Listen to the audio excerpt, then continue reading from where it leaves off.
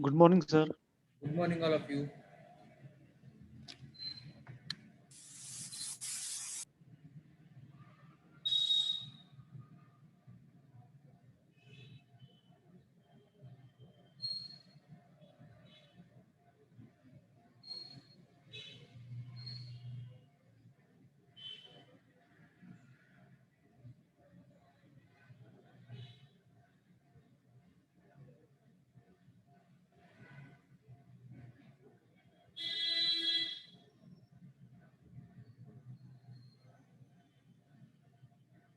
Good morning, sir. Good Good, morning, sir. good morning, all of you.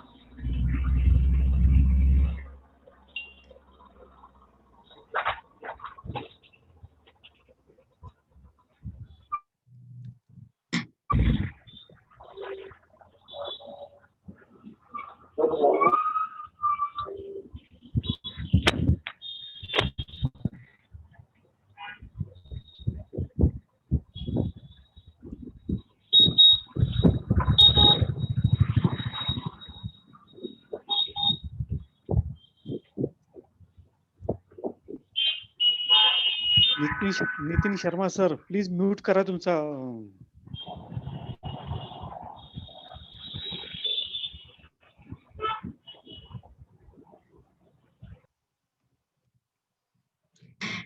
Okay, let's start. Last lecture, we have started the draft relating to application for maintenance. Application for maintenance under the section 125 of CRPC. 125 नुसार CRPC section 125 नुसार आपण maintenance साठी draft कसा करायचा हे आपण last लेक्चरला पाहत होतो. तर तसाच सेम ड्राफ्ट वरती हेडिंग येईल in the family code Pune at Pune. In the family code Pune at Pune. त्याच्या खाली उजव्या कोपऱ्यात त्या ऍप्लिकेशनचं नंबर, मग तो नंबर त्याचा पहिला ऍप्लिकेशन नंबर पीई नंबर असतो तो नंबर. मग तो नंबर त्याचा अगोदर सुरुवातीला डॅश डॅश डॅश 1 2 3 4 ऑब्लिक त्याचं इयर असेल. फॉर एक्झाम्पल 2007 साली ते ऍप्लिकेशन फाईल झालं असेल तर 2007, 8 साली झालं असेल तर 2008. ज्या इयरला ते ऍप्लिकेशन फाईल झाले त्याच्या पाठीमागं ऑब्लिक तो इयरचा नंबर असतो. त्याच्यानंतर नेक्स्ट लाईनला आपण पाहिलं की पिटिशनर, जी काय पिटिशनर आहे त्या पिटिशनरचं नाव, ती वाईफचं नाव. मग त्या वाईफचं नाव आपण लास्ट लेक्चरला लिहून घेतलं, श्रीमती पी. मग त्याच्या खाली एज, तिचं एज 25 इयर्स लिहून घेतलंय. त्यानंतर ऑक्युपेशन, तिचं ऑक्युपेशन व्यवसाय तिचा हाऊस होल्ड, गृहिणी आहे ती. त्यानंतर आपण रिसाइडिंग ऍट, तिचा ऍड्रेस लिहून घेतला, रिसाइडिंग ऍट 150 कसबा पेठ पुणे, आणि डॅश करून पुणे 410 011 पिनकोड पुण्याचा. आणि ह्या सर्वाला एक महिरपी कंस केला, एक मोठा कंस केला आणि पुढे डॅश डॅश डॅश करून ऍप्लिकंट लिहिलं, ऍप्लिकंट. नेक्स्ट लाईनला लिहिलं आपण वर्सेस तिच्या हजबंडचं नाव श्री आर आर तिच्या हसबंडचं नाव श्री आर, त्याचं नाव, त्याच्या वडिलाचं नाव आणि त्याचं जे काय सरनेम असेल ते. मग नेक्स्ट लाईनला एज, त्याचं एज आपण लिहिलं होतं 30 एज लिहिलं. त्यानंतर ऑक्युपेशन, त्याचा व्यवसाय, ऑक्युपेशन तो सर्व्हिस करतोय म्हणून सर्व्हिस लिहिलं ऑक्युपेशन. त्याच्यानंतर रिसाइडिंग ऍट, मग त्याचा रेसिडेन्स लिहिला आपण, रिसाइडिंग ऍट 250 नारायणपेठ पुणे, 250 नारायणपेठ पुणे. आणि ह्या सर्व माहितीला, ह्या हसबंडच्या तिच्या माहितीला एक महिरपी कंस केला, डॅश डॅश डॅश केलं आणि पुढे लिहिलं अपोनंट, अपोनंट जाब देणार, अपोनंट. त्याच्यानंतरच नेक्स्ट लाईनला आपण उजव्या कोपऱ्यात एक टायटल दिलं. टायटल ह्या ऍप्लिकेशनचं टायटल दिलेलं आहे application for maintenance, application for maintenance under section 125 of CRPC,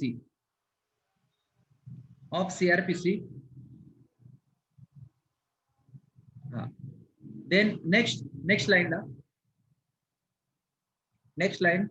the applicant above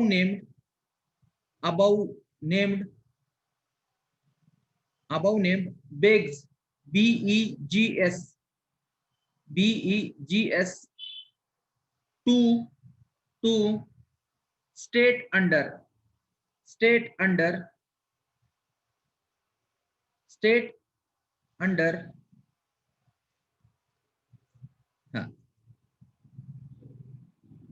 इथं आपण एक लाईन लिहून घेतली. त्या लाईनचा अर्थ असा आहे बा की ह्यातला जो ऍप्लिकंट आहे, ह्यातली जी काय ती ऍप्लिकंट आहे, जी वाईफ आहे, ती सांगते बा द ऍप्लिकंट अबव नेम, वर सांगितल्याप्रमाणे, वर उल्लेख केल्याप्रमाणे ती ऍप्लिकंट आहे, ती ऍप्लिकंट बेग्स करते, BEGS याचना करते.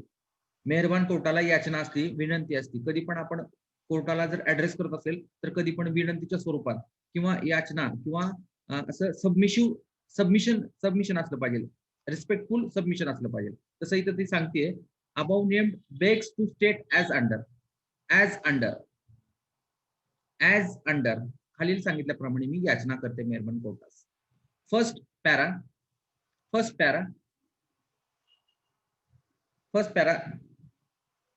that the applicant is the wife of opponent and their marriage have been solemnized on डेटल्या 1 January 2005 1/1/2005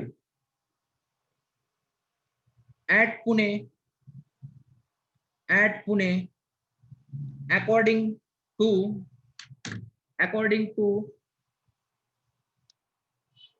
Hindu religious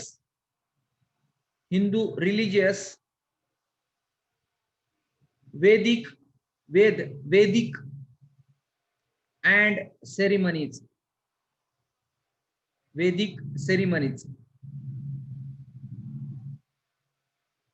Full stop. This is the first para. In this para we were stated that the applicant, ही जी काय applicant आहे, ही applicant is a wife of opponent. आपण असं mention करतो की जी काय ऍप्लिकंट आहे, ही जी काय अर्जदार आहे, ही अर्जदार जो दाब देणार आहे त्याची वाईफ आहे, असं आपण तिथे मेन्शन केलेलं आहे. आणि त्यांचं marriage and their marriage have been solemnised, त्यांचं मॅरेज टूक प्लेस झालेलं आहे ऑन 1/1/2005 रोजी त्यांचं लग्न झालेलं आहे, असं मेन्शन केलंय, असं ड्राफ्ट केलंय. ऍट पुणे, आणि ते मॅरेज पुणेमध्ये झालेलं आहे असं सांगितलंय. अकॉर्डिंग टू, आणि कशा प्रकारे, हिंदू वैदिक धर्मशास्त्राप्रमाणे आणि सेरिमनीज, धर्मविधीप्रमाणे विधिवत त्यांचं दोघांचं लग्न पुणे इथं झालेलं आहे, असं फर्स्ट पॅरामध्ये सांगितलेलं आहे. Next second para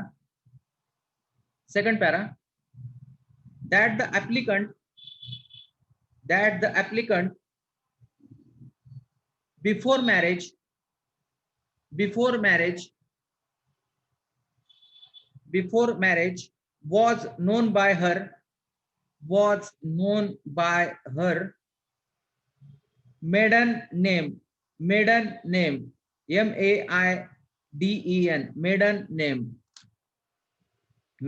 name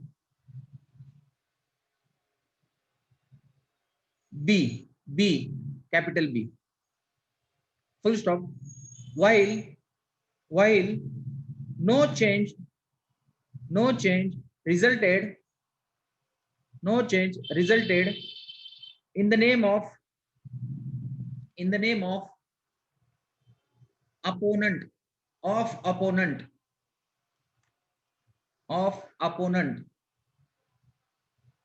full stop.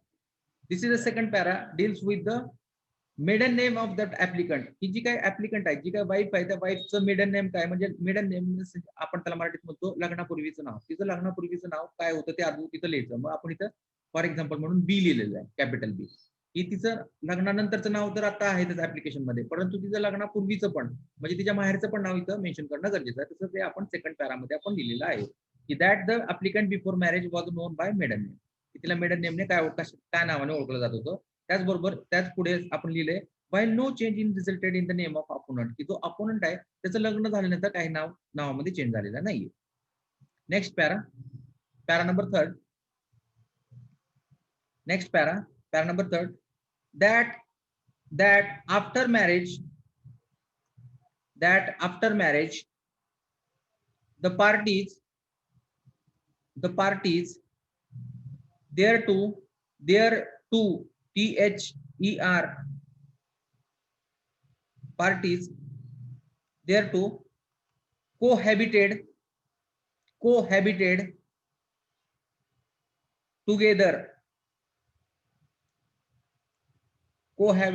together about 2 years and during the subsistence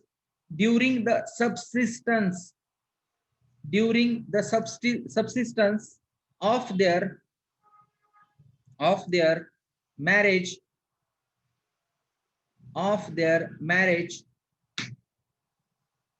and cohabitation the applicant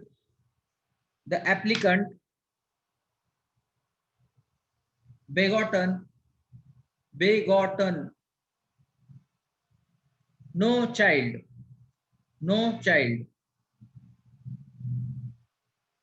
Full stop. This is the para number third.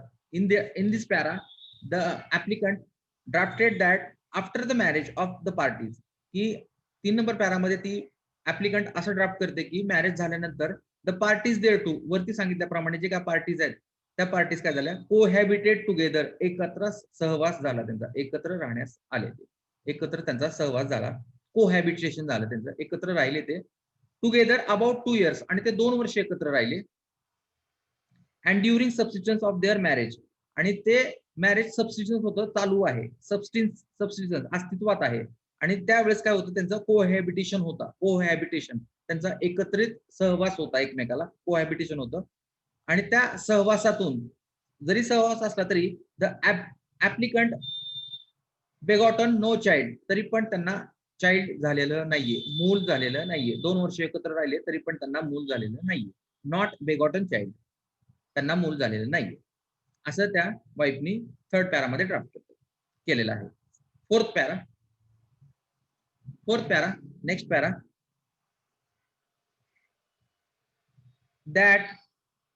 that since the applicant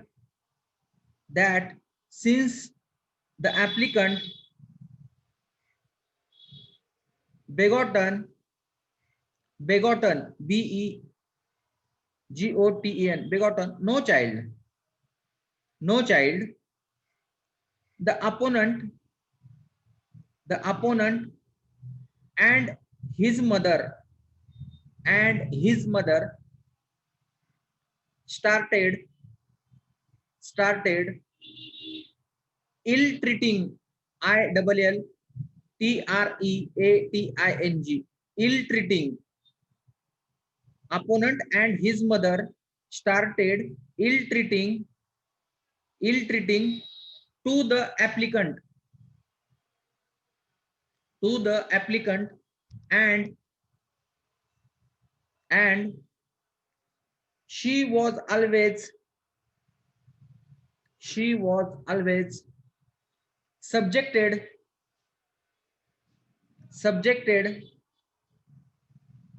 by the opponent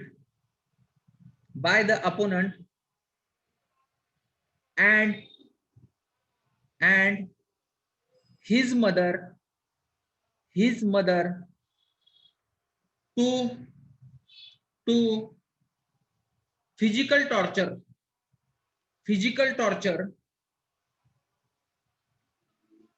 and mental cruelty.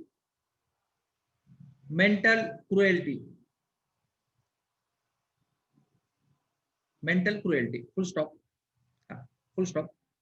In this fourth para, the applicant states that fourth para मध्ये applicant सांगते पहा, since the applicant not begotten child, की जी काय त्या applicantला मूल झालं नाही म्हणून not begotten child, the opponent and his mother, तर तिचा पती आणि त्याची आई म्हणजे तिची सासू started ill treatment, त्यांनी काय स्टार्ट केलं, ill treatment द्यायला, तिला काय केलं, वाईट वागणूक द्यायला चालू केलं, तिला ट्रीटमेंट वाईट, ill treatment वाईट वागणूक द्यायला चालू केलं टू द ऍप्लिकंट, त्या ऍप्लिकंटला, and she was always subjected by opponent and his mother, आणि तिला नेहमी त्रास देण्यात आला तिच्या पतीकडून आणि तिच्या सासूकडून बाय फिजिकल टॉर्चर, तिला फिजिकल शारीरिक तिचा छळ केला आणि मेंटल टॉर्चर आणि मानसिक पण छळ केला. फिजिकल टॉर्चर, शारीरिक त्रास दिला, टॉर्चर केलं, तिला त्रास दिला आणि त्याचबरोबर मेंटल क्रुएल्टी, तिला मानसिक पण छळ केला. Then next para number 5,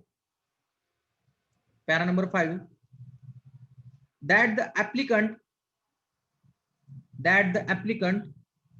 and her parents tried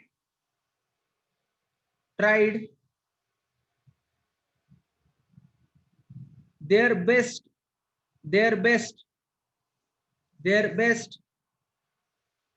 to convince the opponent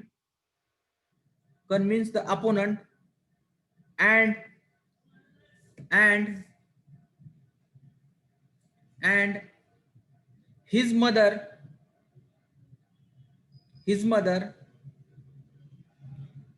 that there is no fault on the part of applicant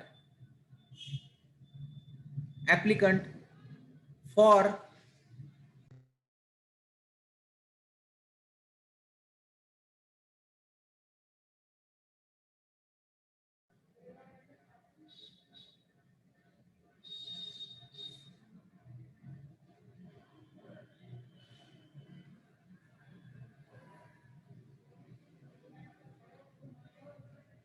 I am audible?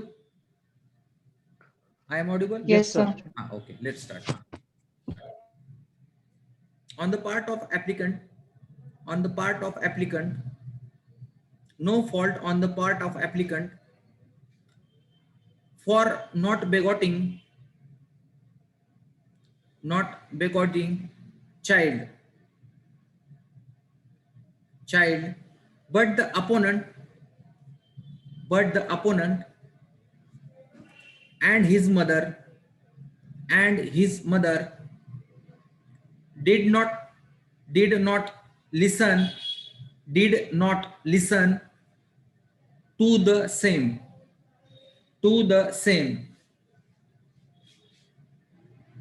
Full stop. In this para number 5, the applicant state that applicant convinced to the honorable court that the applicant and her parents tried to convince.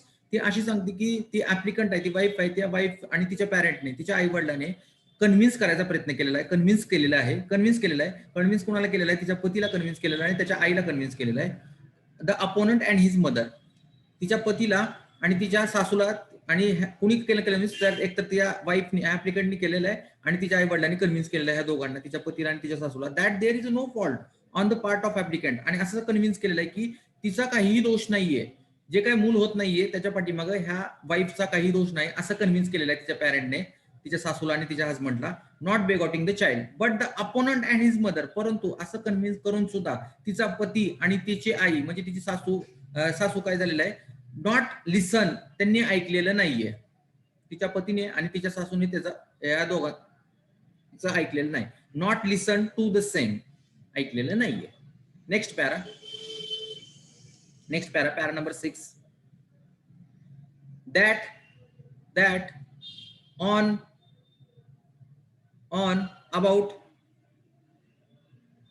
about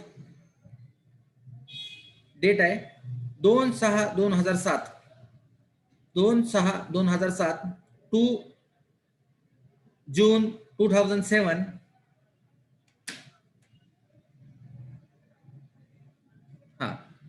this applicant has been driven out from her matrimonial house by opponent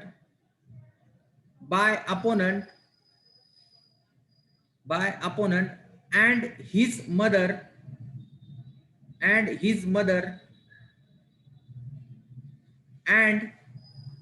and thereafter this applicant started staying with her parent against her and their their wishes. Okay, this is a 6th para drafted by that applicant, that she stated that ती असे सांगते पहा की 2/6/2007 रोजी दिस applicant, हा जो applicant आहे म्हणजे तिचा जो तिनं जी आहे ती हॅज ड्रेवन आउट, तिला हाकलून देण्यात आलेला आहे, तिला ड्रेवन आउट करण्यात आलेलं फ्रॉम हर मॅट्रिमोनियल हाऊस, तिच्या ज्या सासरच्या घरातून तिला हाकलून देण्यात आलेलं आहे बाय द अपोनंट, आणि तिला हाकलून कोणी दिले पहा, by the opponent and his mother, तिच्या नवऱ्याने आणि तिच्या सासूने तिला हाकलून देण्यात आलेलं आहे. And therefore this applicant started with staying with her parent, त्याच्यामुळे ती जी काही वाईफ आहे ती तिच्या माहेरी गेलेली आहे आणि माहेरी तिच्या पॅरेंट बरोबर राहत आहे,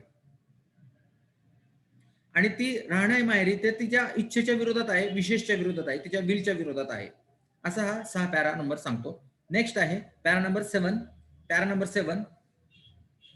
that the applicant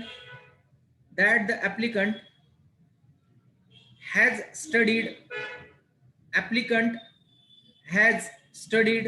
up to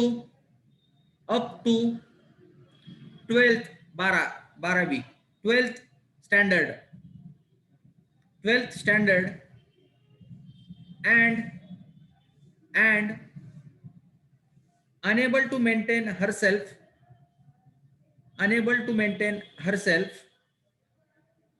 and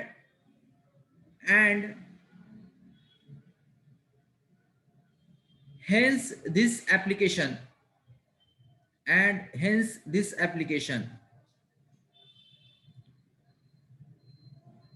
okay, full stop. In this para number 7 she stated that she studied 12th, तिनं 12वी शिकलेली आहे असं सांगते, ती फक्त 12वी शिकलेली आहे, he studied up to the 12th standard, ती 12वी शिकलेली आहे, and unable to maintain herself, आणि म्हणून ती स्वतः सांभाळ करण्यासाठी असमर्थ आहे, ती स्वतःला स्वतः सांभाळण्यासाठी असमर्थ आहे, unable to maintain herself, hence this application, म्हणून तिने हे ऍप्लिकेशन फाईल केलेलं आहे, तिला स्वतःचा सांभाळ करण्यासाठी ती असमर्थ आहे, 12वी शिकलेली आहे, म्हणून तिने हे ऍप्लिकेशन फाईल केलेलं आहे. Next para number 8 that the opponent is a doctor is a doctor working at Sassoon, working at Sassoon, working at Sassoon Hospital, SASSOON, Sassoon, comma, General Hospital, General Hospital, and getting GETTING, and getting a salary of rupees 40,000, 40,000 per month, and thus the opponent has sufficient means to maintain this applicant, sufficient means to maintain this applicant, full stop.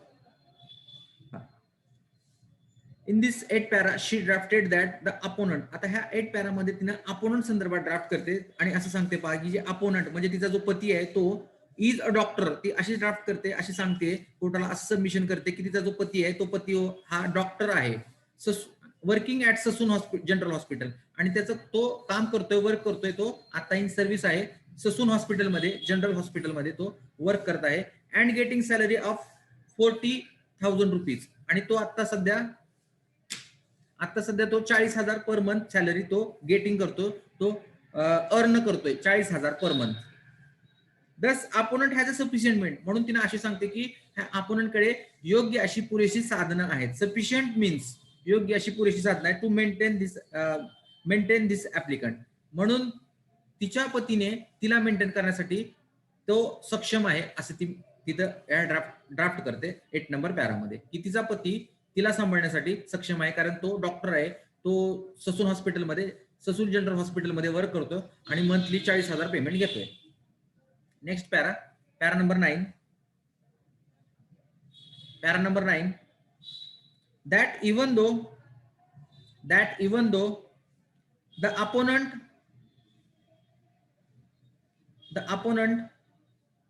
has sufficient means to maintain this applicant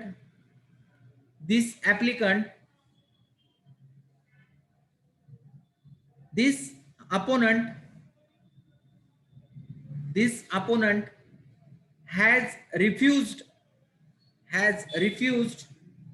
to neglect to do so and hence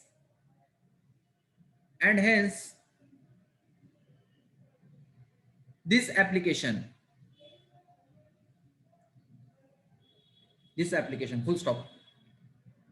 In this para number 9 she stated that the opponent, की तिचा जो पती आहे, opponent आहे, जाब देणार आहे, has sufficient means, त्याच्याकडे sufficient means आहेत, sufficient पुरेसं साधनं आहेत, असं तिने ड्राफ्ट करते पॅरा नंबर 9 मध्ये, आणि सांगते this opponent has refused and neglect, आणि तो तरी पण काय करतोय, रिफ्यूज करतोय, नाकार देतोय, आणि टाळाटाळ करतोय, दुर्लक्ष करतोय, टू डू सो, तिला मेंटेन करण्यापासून तो टाळाटाळ करतोय आणि तिला दुर्लक्ष करतोय, अँड हेन्स दिस ऍप्लिकेशन, आणि म्हणून ती म्हणते की हे त्याच्यामुळे, ते दुर्लक्ष केल्यामुळे, निग्लेक्ट केल्यामुळे, रिफ्यूज केल्यामुळे तिने हे ऍप्लिकेशन फाईल केलेलं आहे, असं ती पॅरा नंबर 9 मध्ये सांगते. Next para that the cause of action, para number 10, that the cause of action for this application first time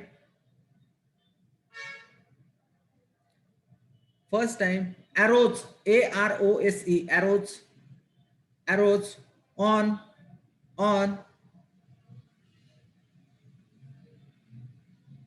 2/6/2007 to June 2007,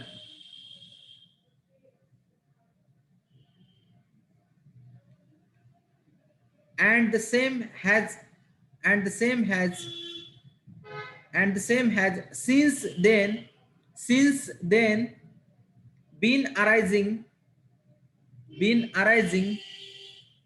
every day thereafter, full stop. In 10 number para she drafted that the cause of action, म्हणजे ह्या ज्या काय ऍप्लिकेशनला cause आहे ते cause कुठे झालेलं आहे असं सांगते ती ड्राफ्ट करते. फर्स्टली कधी झाले ते 2/6/2007 रोजी, म्हणजे पहिल्यांदा हे जे काय कारण घडलेलं आहे ह्या ऍप्लिकेशनचं ते कारण 2/6/2007 रोजी घडले असं ती ड्राफ्ट करते. सिन्स दिस बिन अरायझिंग एव्हरी डे, आणि तिथून तो दररोज ते कॉज घडत गेलेला आहे, तिथून ते दररोज घडत गेलेलं आहे असं सांगते. Next para number 11, that the parties thereto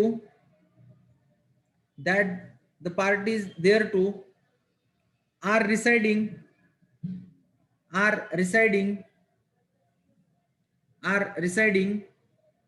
within the local limit of jurisdiction of this court.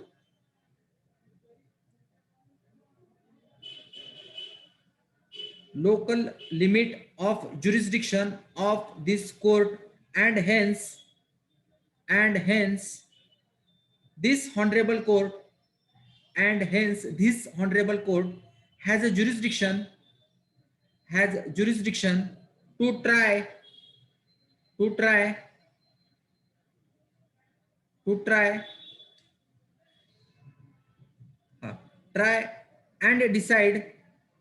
and decide this application.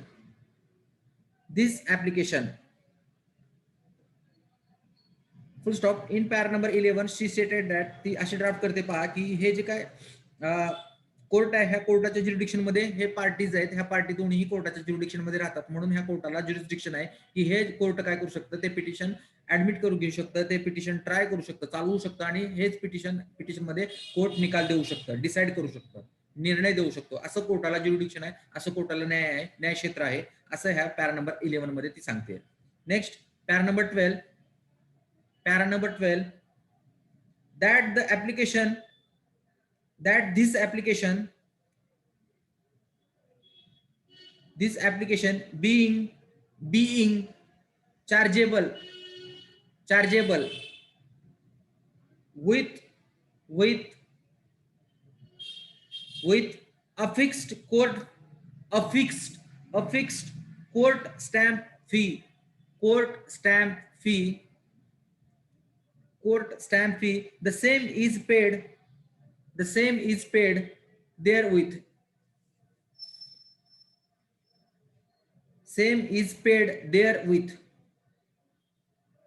Okay. Para number 12 मध्ये ती ड्राफ्ट करते पहा की ही जी काय ऍप्लिकेशन आहे ह्या ऍप्लिकेशन फाईल करण्यासाठी चार्जेस लागणार आहेत, आणि ते जे काय चार्ज लागणार आहेत म्हणजे जी काय कोर्ट स्टॅम्प फी लागणार आहे तो तिनं कोर्ट फी स्टॅम्प पे केलेला आहे. इथं एक्झम्पशन नाहीये, ह्या 125 खाली जे काय एक्झम्पशन असतं स्त्रीला ते इथं नाहीये, म्हणून तिनं जे काय हे ऍप्लिकेशन चालवण्यासाठी स्टॅम्प लागणार होता कोर्ट स्टॅम्प फी ती तिनं भरलेला आहे, पेड केलेला आहे असं ती मेन्शन करते. Next para number 13. Para number 13 हा कॉमन आहे, मी तुम्हाला सांगितल्याप्रमाणे that the applicant, para number 13, that the applicant be permitted to amend this application as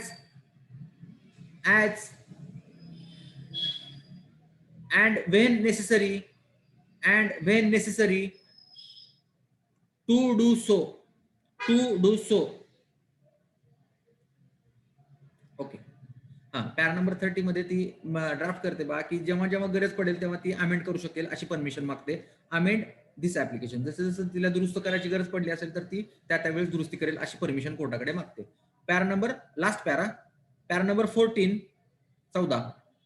that the applicant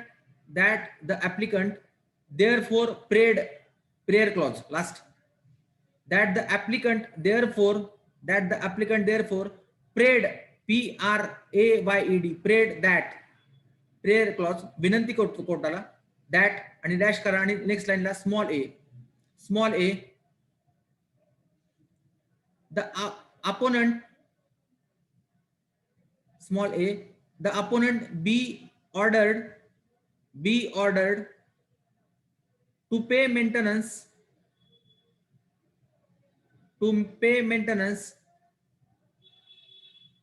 to this applicant at the rate of rupees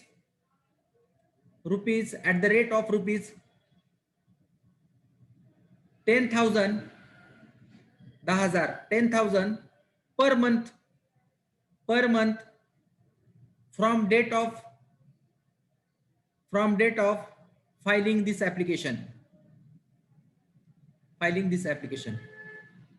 para number 14 मध्ये आपण म्हणतो period clause लिहितोय आणि या पिरियड क्लॉज मध्ये पहिली मागणी आहे तिची. ती पहिली मागणी म्हणते की अपोनंट बी ऑर्डर, अपोनंटला आदेश करण्यात यावे, अपोनंटला तिच्या पतीला असे आदेश करण्यात यावे मेंटेनन्सचे आदेश करण्यात यावे आणि ह्या मेंटेनन्सच्या आदेशप्रमाणे तिला मंथली 10,000 रुपये ह्या तिच्या अपोनंटने तिला ऍप्लिकंटला देण्यात यावे असं ती म्हणते. आणि ते 10,000 रुपये मंथ कुठून स्टार्ट करण्यात यावं, ज्या दिवशीपासून तिने हे ऍप्लिकेशन फाईल केलेलं आहे त्या दिवसापासून, ज्या मंथला तिने हे जे काय ऍप्लिकेशन फाईल केलेलं आहे तिथून तिला हे मंथली 10,000 रुपये देण्याचे आदेश करण्यात यावे असं ती कोर्टाला विनंती करते. Second small b the cost of this application be awarded to this applicant. The cost of this application be awarded to this applicant from the opponent.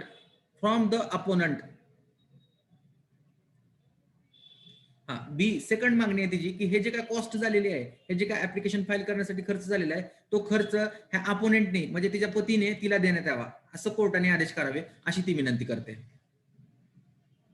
आणि सी कॉमनच आहे, सी विनंती. Third, any other order in the interest of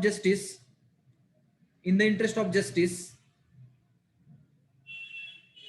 be passed.